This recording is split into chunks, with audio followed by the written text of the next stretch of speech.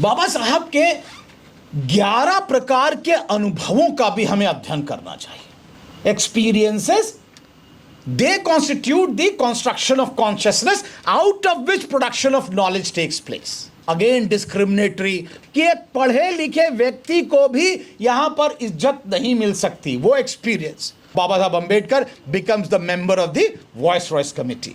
माताओं को maternity leave क्यों मिलनी चाहिए? उन्होंने कहा क्योंकि ये माता आपको आपके राष्ट्र का भविष्य दे रही है और इसलिए राष्ट्र के भविष्य के देने वाली को इतना तो आपको देना पड़ेगा कि उसको मैटरनिटी लीव आप दें। ये फिलॉसफी थी। बाबा साहब के 11 प्रकार के अनुभवों का भी हमें अध्ययन करना चाहिए। 11 टाइप्स ऑफ एक्सपीरियंसेस। बाबा साहब का एक एक्सपीरियंस नहीं है, 11 प्रकार के उनके जीवन के एक्सपीरियंस। और भी हो सकते हैं, लेकिन मेरी छोटी बुद्धि, अकेला व्यक्ति, मेरी रिसर्च जितनी है, जितनी छोटी रिसर्च है उसके आधार पर मैं बता रहा हूं। 11 प्रकार के अनुभव बाबा साहब अंबेडकर के, उसको हमें पढ़ना चाहिए, मनन करना चाहिए। क्योंकि अनुभव व्यक्ति की चेतना का सृजन करते हैं। Experiences they constitute the construction of consciousness out of which production of knowledge takes place। जब आपके चेतना का सृजन होगा, अब आप ये सीधे बताइए, जब बमनौटी में आपका जन्म हुआ है, वहीं आप बड़े हैं, तो चमरौटी का सत्य कैसे लिख देंगे आप बताइए कैसे लिख देंगे? वो तो वही सत्य लिखेगा। और इसीलिए मुर्दैया तुलसी राम जी ने लिखी, किसी और ने नहीं लिखी। जूठन ओम प्रकाश वाल्मीकि ने लिखी, किसी और ने नहीं लिखी। ये एक्सपीरियंशियल जो थॉट है, वो हम नहीं कह रहे। पाश्चात्य के बहुत थियोरिटिशियन हैं, एक पीटर बर्जर एंड लॉकमैन हैं, सोशियोलॉजी ऑफ नॉलेज वाले। Existential determination of social thought, आपका स्ट्रक्चर में क्या एग्जिस्टेंस है, वो थॉट को डिटरमाइन करता है।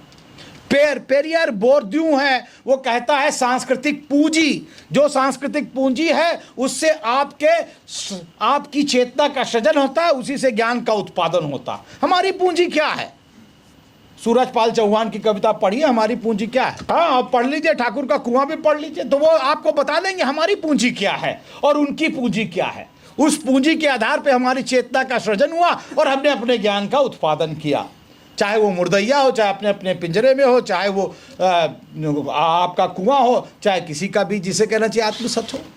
तो वो साथियों 11 एक्सपीरियंस। पहला एक्सपीरियंस तो बालकाल के स्कूल का, जो बाबा साहब अंबेडकर ने लिखा भी, वेटिंग फॉर वीजा, आप देखेंगे।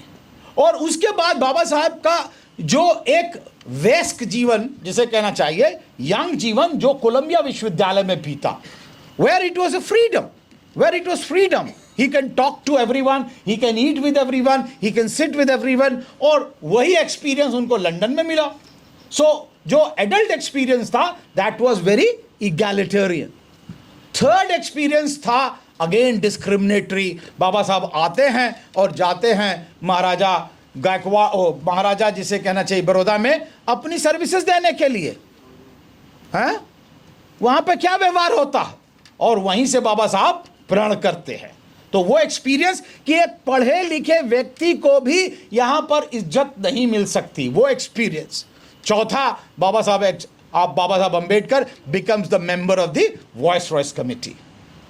वॉइस रॉयस कमेटी के अंदर बाबा साहब अंबेडकर एक, जिसे कहना चाहिए पावरफुल एरिया में आ जाते हैं। और तब वो क्या करते हैं, आप बाबा साहब अंबेडकर का 1941 का मैटरनिटी एक्ट देखिए। 1941 में बाबा साहब अंबेडकर ने मैटरनिटी एक्ट बनाया और उसकी फिलॉसफी देखिए। फिलॉसफी क्या थी? माताओं को मैटरनिटी लीव क्यों मिलनी चाहिए? उन्होंने कहा क्योंकि ये माता आपको आपके राष्ट्र का भविष्य दे रही है और इसलिए राष्ट्र के भविष्य के देने वाली को इतना तो आपको देना पड़ेगा कि उसको मैटरनिटी लीव आप दें। यह फिलॉसफी थी।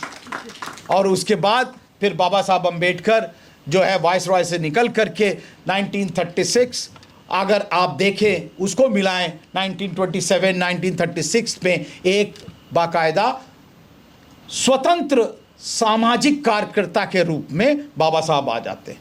चाहे वो आप वहाँ से शुरू कर लें, 1921 से शुरू कर लें और 1936 तक आ जाएं कि बाबा साहब अम्बेडकर ने बाकायदा नई पॉलिटिकल पार्टी बनाई और बाबा साहब अम्बेडकर ने जो है कई प्रकार के अखबार निकाले। तो ये उनका जो है एक पांचवा एक्सपीरियंस। और छठा एक्सपीरियंस, बाबा साहब अम्बेडकर चले जाते हैं बाकायदा जो है संविधान निर्माती कमेटी में, जर्नल पब्लिक के रूप में, जर्नल मेंबर के रूप में। और सातवां जो है वो बन जाते हैं chairman. When is chairman is deciding.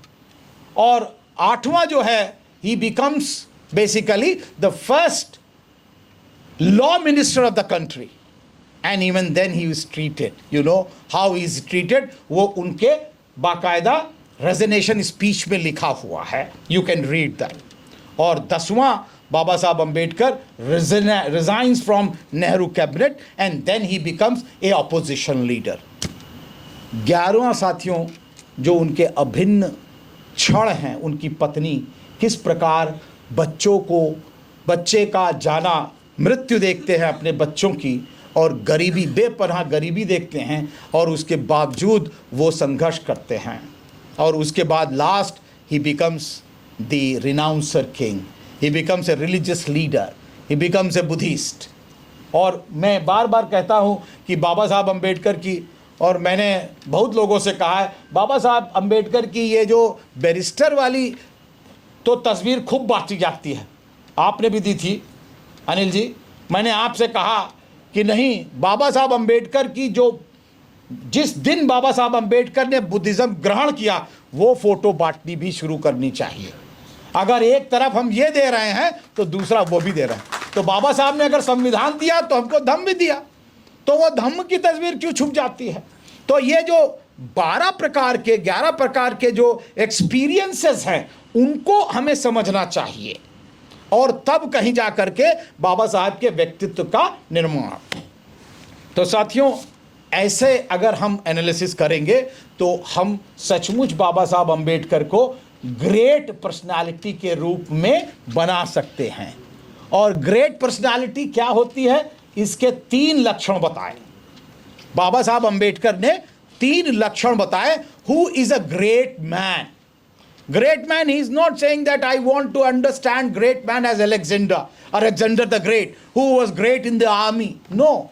How a person becomes great in social realm, that was his analysis. And he says that there are 3 characteristics to prove a great man. 1, a person should be learned. He should be having knowledge. Unless and until a person has knowledge, he cannot be great, because a knowledgeable person can show the path to the population. Second, only knowledge will not make a person great, because जो knowledge है उसका misuse भी कर सकता है, नटवरलाल भी बन सकता है। इसलिए knowledge should be with morality, नैतिकता के साथ ही उसका ज्ञान होना चाहिए। नैतिकता अगर होगी तो वो ज्ञान का सदुपयोग करेगा और तब वो आगे बढ़ेगा। लेकिन साथियों, इतना ही नहीं, बाबा साहब अम्बेडकर ने कहा केवल ज्ञान और नैतिकता व्यक्ति को महान नहीं बनाती। ज्ञान है, नैतिकता है, आप घर में बैठ गए तो क्या होगा, ना उसका ज्ञान ना कुछ। तो इसलिए उन्होंने कहा कि जब ज्ञान है और नैतिकता है तो उस ज्ञान और नैतिकता के आधार पर उसको समाज में जो भी बिखरी हुई व्याधि है, what ever dirt is actually spread in the society, you have to scourge and scavenge the degradation in the society। जब वो समाज के अंदर विघटनकारी शक्तियां, जो संस्थाएं हैं विघटनकारी, उन सबको दूर करने के लिए उस ज्ञान का प्रयोग करेंगे, तब एक व्यक्ति महान बनता है। और महान व्यक्ति प्रसिद्ध व्यक्ति से अलग होता है। A great man is different from famous person. Famous man, Sachin Tendulkar, Amitabh Bachchan can be famous, but they cannot be called as great, because they have extended their own empires, thousands of crores. They have taken actually money for their own development, and therefore they have not used. They may be icons, people may be following, but they cannot be called as great. इसलिए साथियों, अगर इन तीन कारकों पर, 3 कसौटियों पर अगर बाबा साहब को हम कसें तो मुझे लगता है बाबा साहब is a great personality, is a great personality. और आप कल्पना कीजिए, बाबा साहब अगर कोलंबिया न गए होते तो क्या होता, कोलंबिया गए थे, अगर वो लौट के ना आए होते तो क्या होता, और वो लौट करके आए थे अगर घर में बैठ जाते तो क्या होता है। इसलिए आइए घर में ना बैठें, हम लोग सब लोग बाहर निकलें और बाबा साहब को सचमुच उनके ज्ञान का हम आकलन करें और सचमुच अध्ययन करें। सुनी हुई बातों पर आप छोड़ दीजिए। अगर आपने अभी तक हमारा चैनल सब्सक्राइब नहीं किया है तो सब्सक्राइब करें और घंटी का बटन बिल्कुल भी दबाना ना भूलें ताकि सभी लेटेस्ट खबरें पहुंच सकें आप पे सबसे पहले।